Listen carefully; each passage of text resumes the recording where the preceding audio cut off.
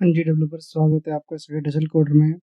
आज मैं आपको सिखाने वाला हूँ कि फ्लटर में रिस्पॉन्सिव यूआई के लिए प्रोजेक्ट सेटअप कैसे करते हैं। जैसे मैंने आपको लास्ट वीडियो में बताया कि हम फिग्मा से फ्लटर में रिस्पॉन्सिव यूआई बनाने के लिए पिक्सल परफेक्ट यूआई कैसे बनाते हैं।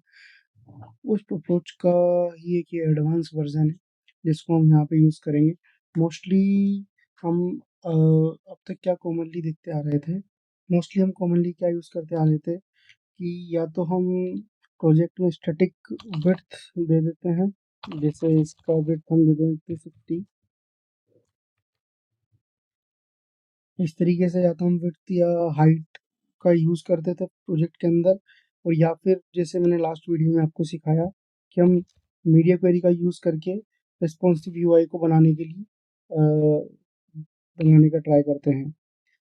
उसके अंदर हम उसकी डिजायर्ड रेशियो को मल्टीप्लाई करते हैं विड्थ से। ये भी एक सही तरीका है प्रोजेक्ट बनाने के लिए, लेकिन इसका एक एडवांस वर्जन है जो मैं आज आपको सिखाने वाला हूँ कि उसको हम कैसे यूज़ करते हैं, जिससे हमें बार बार उसकी वैल्यू निकाल उसका रेशियो निकालने की ज़रूरत ना पड़े, और वो कोड बिल्कुल क्लीन और एक ही क्लास में मेंटेन हो जाए रिस्पॉन्सिव यूआई के लिए। तो उसके लिए हम यूज़ करते हैं ऐप साइजर क्लास का। चलो मैं आपको बताता हूँ कि ऐप साइजर क्लास का यूज़ कैसे करते हैं और वो काम कैसे करती है। चलिए शुरू करते हैं। तो जैसे ये फिग्मा दिख रहा है, इस फिग्मा की एक फ्रेम है। फ्रेम विड्थ है 390 पिक्सल और इसकी फ्रेम हाइट है 844 पिक्सल। तो हम इसी रेफरेंस के हिसाब से इसकी पूरी डिज़ाइन बनी हुई है, लेकिन जो हमारा डिवाइस है उसकी विड्थ कभी भी सेम नहीं होती है। वो हर तरीके की विड्थ और हर तरीके की हाइट साथ में लेके आता है, और जो हमें एप्लीकेशन बनाना पड़ता है उसकी हर एक की हाइट और विड्थ अलग अलग पे सेम तरीके से काम करे, उसको ध्यान रख के हमें बनाना पड़ता है। अगर हम हमारे पुराने तरीके का यूज़ करें तो हमें क्या करना पड़ता था कि हर बार मैं यहाँ से इसका साइज पिक्सल में निकालता था कि इसकी विड्थ है 265 पिक्सल। फिर उसको जाके फिर मैं डिवाइड करता था मेरी एक्चुअल वैल्यू से, उसका उसका रेशियो निकल के आता था, और उस रेशियो को मैं यूज़ करता था अपने फ्लटर कोड के अंदर यहाँ पे मल्टीप्लाई करने के लिए। ओके, सो नाउ अब हम क्या करेंगे, हम ये जो रिडंडेंसी है बार बार उसको निकालना और उसके इसके अंदर मल्टीप्लाई करना, ये थोड़ा कॉम्प्लेक्स हो जाता है। इसको हम बड़े आसान तरीके से इसको सोल्व करेंगे और हम हमारे कोड को और ऑप्टिमाइज और बेहतर बनाएंगे। उसके लिए हम बनाएंगे सबसे पहले एक क्लास, एक पैकेज बनाएंगे ट्यूटल्स।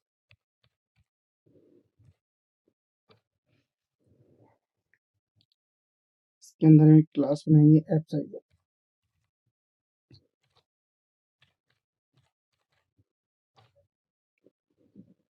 क्लास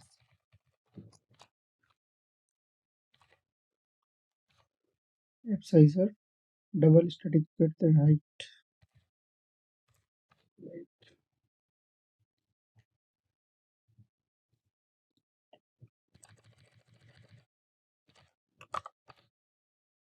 अभी के लिए इसको ये बनाएंगे। ओके, अब हम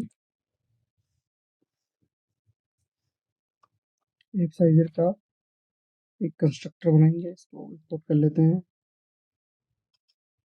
इस कंस्ट्रक्टर के अंदर हम कॉन्टेक्स्ट को ले रहे हैं जो कि इसके अंदर वैल्यू को उसकी स्क्रीन की विड्थ हाइट के हिसाब से निकाल के रखेगा। अब हम इसके मेथड्स बनाएंगे जो हम इसके अंदर यूज करेंगे, जैसे विड्थ के लिए डब्ल्यू,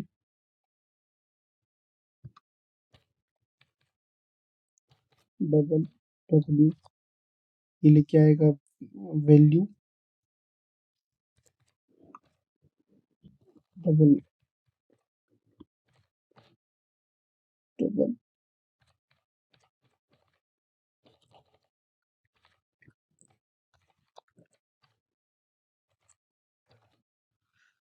रिटर्न करेंगे। जो जो फॉर्मूला हम हर बार यूज करते थे वही फॉर्मूला हम यहाँ पे एक ही बार लिख देंगे। इससे हमारा काम बहुत ही आसान हो जाएगा। जैसे हमारी अभी जो स्क्रीन की विड्थ है, स्क्रीन की विड्थ है 390 पिक्सल, तो हम यहाँ पे इसकी दे देंगे 390 पिक्सल। ओके, सेम ऐसे ही हम एक हाइट के लिए बनाएंगे, और हाइट है हमारी 844 पिक्सल की, ये हाइट के लिए आ गया। दैट्स इट, ये हमारी एक क्लास बन गई है जिसका हम हमारे कोड में यूज़ करेंगे रिस्पॉन्सिव यूआई को इम्प्लीमेंट करने के लिए। ये बहुत सिंपल तरीका है। हम उसका कैसे यूज़ करेंगे चलिए देखते हैं। हम सबसे पहले वही क्लास में जाएंगे जहाँ पे हमें यूज़ करना है। उसके अंदर आने के बाद हमें सबसे पहले इसका एक ऑब्जेक्ट बनाना है। हम बनाएंगे final एप्साइजर context, final एप्साइजर context,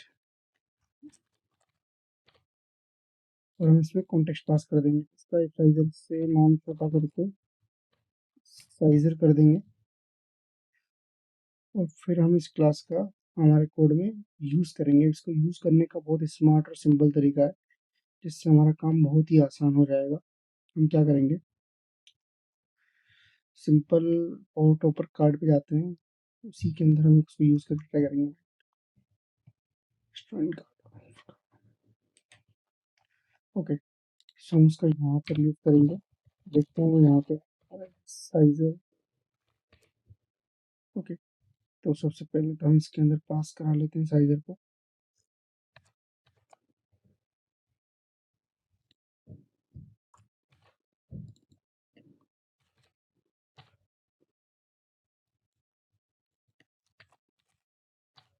scissor,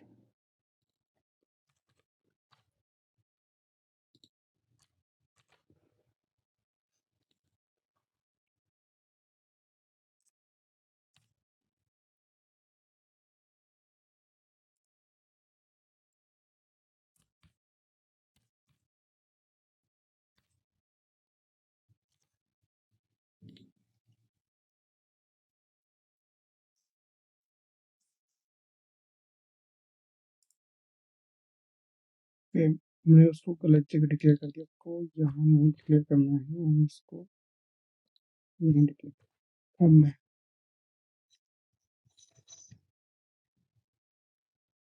same ऐसे ही हम इसको यहाँ यूज़ करेंगे,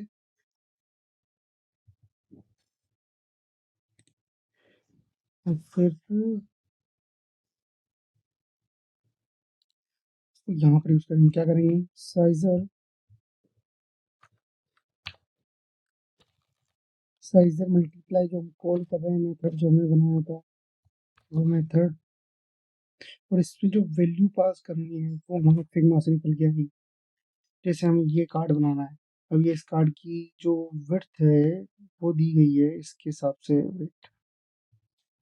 265 पिक्सल। तो हमें कुछ नहीं करना है, इसको उठाना है यहाँ से और 265 को यहाँ पेस्ट करना है। That's it. जैसे ही हम हमारा कोड रन करेंगे तो ये एक्चुअल वही साइज ले लेगा। इसी चीज़ को हम सब जगह यूज़ करेंगे। इसके अंदर हमें बार बार वैल्यू निकालने की जरूरत नहीं है मल्टीप्लाई करके, जैसे हम लास्ट टाइम कर रहे थे लास्ट वीडियो में, कि हमें उसकी विड्थ को डिवाइड करके देखना पड़ता था, उसका रेशियो निकालना पड़ता था, उसके बाद इसको यूज़ करते थे। लेकिन इसके अंदर ऐसा कुछ भी नहीं करना है, डायरेक्ट हम ओके, जैसे हमें इसका फॉन्ट साइज देना है।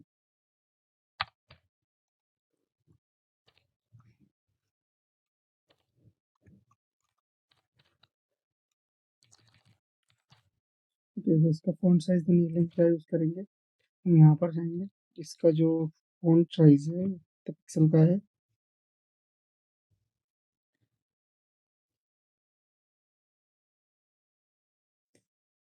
ये है 18 पिक्सल का। तो हम क्या करेंगे, यहाँ फॉन्ट साइज